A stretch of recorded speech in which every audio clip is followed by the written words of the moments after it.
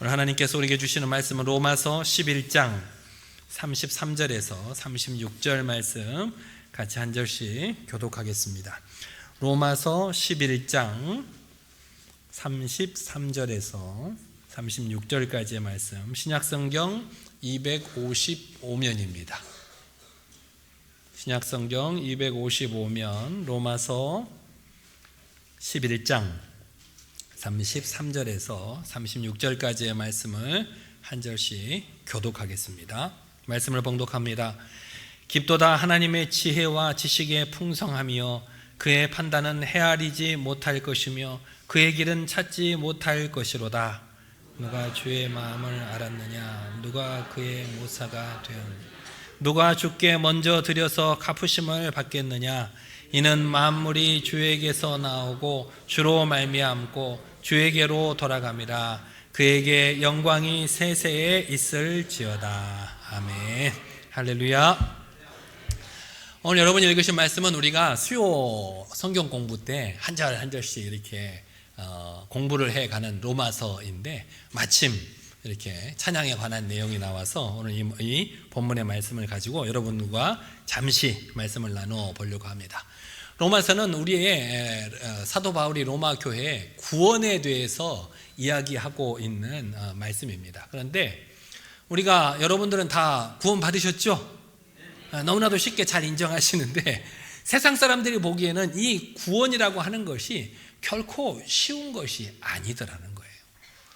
제가 전에도 한번 말씀을 드렸는데 제가 군대에 있을 때 군종병으로 있으면서도 숱한 많은 군인들을 다 만나봤죠. 그래서 커피도 주고 초코파이도 주고 제가 주는 게 많거든요.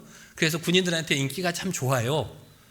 제가 인기가 좋음에도 불구하고 우리 몇몇 군인들이 밥 먹으려고 식당에 줄 서 있으면 그렇게 물어봐요. 군중님도 참 먹을 것도 많이 주고 좋고 하나님도 좋은 분인 것 같고 예수님도 좋은 분인 것 같은데 믿어지지는 않아요. 그렇게 말을 하더라고요. 저는 태어나면서부터 예수님을 믿어왔기 때문에 그 예수님을 믿는 것이 너무나도 자연스럽고 너무나도 은혜롭고 좋은 건데 그렇지 않은 세상 사람들에게는 그게 어려운 것이더라고요. 죄 없으신 하나님의 아들께서 인간의 모든 죄를 지시고 죄인처럼 여김을 받아서 죽임을 당하셨다는 것이 우리는 너무나도 많이 듣고 잘 알기 때문에 그게 너무나도 당연하다라고 여겨지지만 세상 사람들의 일반적인 생각으로는 도저히 이해할 수 없는 일이 바로 주님께서 우리를 구원하신 방법이라는 것입니다. 우리는 하나님께서 이루어 가시는 이런 구원 계획을 우리의 삶으로 체험하는 가운데 늘 하나님께서 죽을 수밖에 없는 나를 구원해 주신 것도 너무나도 감사한데 또 이런 은혜를 베풀어 주셨구나. 그렇게 살아가면서 그 하나님의 은혜를 체험하고 그 하나님의 은혜를 찬양하게 된다는 것입니다.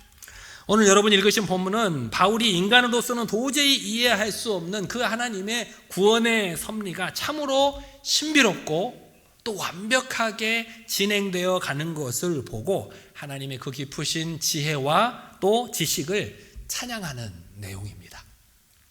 33절에 보면은 사도 바울이 하나님의 지혜와 지식이 너무나도 깊어서 우리의 이성으로는 도저히 이해할 수 없다라고 말씀하고 있습니다. 하나님께서 어떤 생각을 하고 있는지 여러분들은 아세요? 여러분들은 하나님의 생각을 알고 싶어 하기는 하시죠? 네, 우리는 하나님의 생각을 정확하게 좀 알았으면 좋겠어요. 내가 기도할 때 확실하게 응답을 주셔서 확실하게 그것들을 말씀을 붙잡고 하나님의 뜻대로 가기를 바라는데 때로는 하나님께서 확실한 응답을 안 주실 때가 있고 때로는 하나님의 확실한 응답을 받았으면서도 불구하고 내가 그 말씀을 따르기에 주저할 때가 있더라는 겁니다. 사실 하나님의 확실한 약속을 다 알아도 우리가 그 말씀대로 실천하지 못하는 것들이 더 많다는 사실을 여러분도 알고 저도 알고 있는 비밀이죠. 비밀. 하나님의 깊은 섭리를 이해할 수 있는 능력이 우리에게는 없습니다. 그래서 그 하나님의 깊으신 뜻을 우리에게 알려줘도 우리가 이해할 수 없다는 겁니다. 우리가 이 세상을 살아가면서 가장 그래도 신뢰할 수 있는 말이라고 하면 뭐라고 가장 신뢰하냐면요, 과학적으로 증명이 됐다라고 하면 우리가 그래도 좀 신뢰를 하죠. 여러분들 그러시죠? 과학적으로 이게 이렇게 설명이 된다, 증명이 된다라고 하는 것들을 우리가 그나마 좀 신뢰하게 됩니다. 그런데 이 과학적이라는 말이 얼마나 허망한 건지 모릅니다. 만약에 제가 우리 여기 동암교회 저기 옥상에 올라가 가지고 앞으로 딱 뛰어내렸어요. 어떻게 되게요? 너무 사실적으로 대답하지 마시고, 종탑에서 뛰어내렸어요. 제가 종탑 올라가 본 적이 있었어요. 가장 높은 곳인데 그 철탑 보려고 올라가 본 적이 있었는데 굉장히 높아요. 거기서 톡 하고 뛰어내리면 어떻게 될까요? 떨어지겠죠. 떨어지길 거예요. 그거는 뭐라고 해요? 떨어지는 것을 과학적이라고 해요. 과학적. 왜요? 왜 떨어질까요? 중력에 의해서, 중력 가속도의 법칙에 의해서 높이가 얼마니까 떨어질 때 속력이 얼마고 내 몸무게 계산을 하면 얼마의 충격을 받고, 그런 것들을 다 계산해 낼 수가 있어요. 그런 것들을 과학적이라고 우리가 말을 하는 거예요. 근데 제가 탁 뛰어내렸는데 안 떨어졌어요. 중간에 딱 멈췄어요. 그거 뭐라고 해요? 그걸 뭐라고 해요? 비과학적이라고 그래요. 비과학적이라고 그래요. 왜냐하면 이게 우리가 기적이라고 얘기를 하죠. 기적이라고 하는 것은 과학적으로 설명이 가능하다는 거예요? 못하다는 거예요? 못하다는 거죠. 과학적이라고 하는 것은 우리 그 당시를 살아가고 있는 사람들이 이해할 만한 수준으로 설명할 수 있는 걸 우리가 과학적이라고 불러요. 그러니까 설명하지 못하는 건 뭐라고 다 뭉뚱그려서 말을 해요? 기적이라고 말을 하는 거예요. 과학적이라는 것이 우리가 믿을만 하지 못하다는 겁니다. 하나님께서 이 세상을 창조하시고 우리에게 숱한 은혜를 주셨건만 그것들을 설명이 가능한 것만 우리가 과학적이라고 그래요. 하지만 우리는 설명 가능한 것보다 설명 가능하지 않는 것을 더 많이 느끼고 체험하고 살아가고 있다는 사실을 잊지 않는 여러분들이 되시기를 바랍니다. 그러므로 우리는 하나님의 깊으신 은혜의 섭리를 우리의 작은 머리로, 우리의 작은 이해력으로 이해하려고 해서는 안 됩니다. 때로는 이해되지 않는 일도 많아요. 하나님 도대체 왜 이러세요? 저에게 제가 원하는 건 이게 아닌데 도대체 왜 저한테 이걸 자꾸 원하시는 거예요? 라고 물을 때도 없지 않아 있으시죠? 하나님의 말씀을 이해하려고 하지 말고 온전히 하나님을 믿고 순종하는 여러분들이 되시기를 바랍니다. 하나님께서는 여러분들에게 안 좋은 걸 주시지 않아요. 여러분을 좋은 길로 인도하시는 그 하나님이심을 믿고 그 하나님의 부르심에 순종하는 저와 여러분 모두가 되시기를 바랍니다. 바울은 오늘 본문 속에서 34절에는 이사야 40장 13절 말씀을 인용하고 있고 35절에는 욥기 41장 11절을 인용해서 하나님을 찬양하고 있습니다. 바울이 이처럼 성경 말씀을 단순한 지식이나 우리 삶에 적용해야 될 말씀으로만 여기지 않고 그 하나님의 말씀을 뭐 하는 데 사용을 하고 있느냐? 하나님을 찬양하는 데 사용하고 있는 것을 볼 수가 있습니다. 우리가 일반적으로 하나님을 어떨 때 찬양을 하죠? 찬양을 어떨 때 많이 해요? 기쁠 때 찬양을 주로 많이 하죠. 주로 우리가 그래요. 기쁘고 아주 하나님의 은혜에 감사할 때, 그럴 때 나도 모르게 찬양의 소리가 나오게 되어 있습니다. 하지만 하나님께 우리가 찬양할 때에는 기쁠 때만 찬양할 수 있는 게 아니에요. 슬플 때도, 때로는 낙심될 때에도, 때로는 원망의 소리가 나올 때에도 하나님을 찬양할 수가 있어요. 여러분이 찬양이라고 가장 많이 알고 있는 시편 150편이 처음부터 끝까지 다 찬양이에요. 찬양. 그런데 그 찬양을 읽어보면 기쁘고 하나님께 영광을 돌리고 좋은 소리만 적혀 있을까요? 감사 시도 있지만 탄식의 시도 있어요. 절망스러운 시도 있어요. 하지만 우리의 입술에서 나오는 모든 것들이 하나님께 감사함으로 찬양할 수도 있지만 때로는 연약해서 우리의 불평소리나 때로는 절망스러운 순간의 비탄의 소리도 하나님께 찬양으로 드려질 수 있다는 것입니다.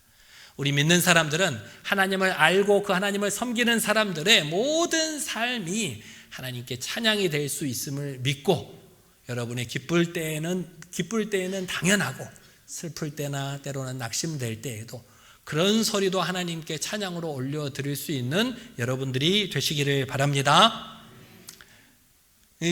하나님, 제가 어떻게 해야 돼요? 하나님, 제 이 슬픈 마음을 어떻게 다스려야 돼요? 그런 소리가 하나님께 찬양으로 올려드려질 수 있다는 겁니다. 하나님을 의지하는 마음으로 하나님을 묻고, 또 하나님께도 그런 모든 우리의 삶의 모든 문제를 가지고 찬양할 수 있는 저와 여러분 모두가 되시기를 바랍니다. 33절 후반절에 보면 그의 판단은 헤아리지 못할 것이며 그의 길은 찾지 못할 것이로다 라고 말씀하고 있는 것을 볼 수 있습니다. 일반적으로 많은 사람들이 하나님을 너무나도 잘 알아야만 하나님을 제대로 찬양할 수 있다고 생각하는 경우가 많이 있습니다. 그래서 내가 하나님을 잘 모르니까 하나님을 찬양하지 못한다라고 생각될 수 있는데, 오늘 사도 바울은 뭐라고 했습니까? 그의 판단은 헤아리지 못할 것이며 그의 길은 찾지 못할 것이로다. 무슨 말씀이냐면 사도 바울조차도 하나님의 길을 분별하거나 헤아리지 못할 때가 너무나도 많았다는 것입니다. 제가 초반에 여러분에게 말씀드렸던 것처럼 하나님의 깊으신 뜻과 그 행하신 계획은 우리가 이해할 수 있는 수준이 아닙니다. 우리는 하나님의 피조물이죠. 피조물이 창조주의 생각을 다 이해하려고 한다면 그거는 큰 오산입니다. 교만인 거죠. 우리를 창조하신 그 하나님을 믿고 의지하는 마음으로, 때로는 하나님의 말씀이 이해되지 않을 때라도, 때로는 나를 향한 그 하나님의 계획을 이해할 수 없고, 때로는 왜 이러시나 원망의 소리가 나올지 모르는 순간에도 하나님께서 나를 향하신 커다란 계획이 있겠지. 그 계획은 나를 일으켜 세워주시고 나에게 좋은 것을 주시고자 하는 하나님의 뜻이라는 걸 믿고 그 하나님께 순종하는 저와 여러분 모두가 되시기를 바랍니다. 따라서 우리는 하나님께서 우리에게 베풀어 주신 은혜를 감사하며 찬양할 수 있어요.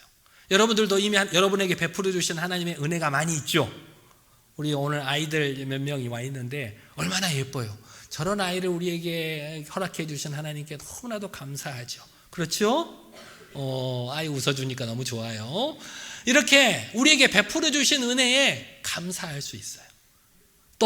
하지만 베풀어 주신 은혜만을 감사하는 것이 아니라, 아직 내가 느끼지 못하지만 내 눈에 보여지지는 않지만 약속해 주신 말씀을 가지고도 하나님을 찬양할 수 있습니다.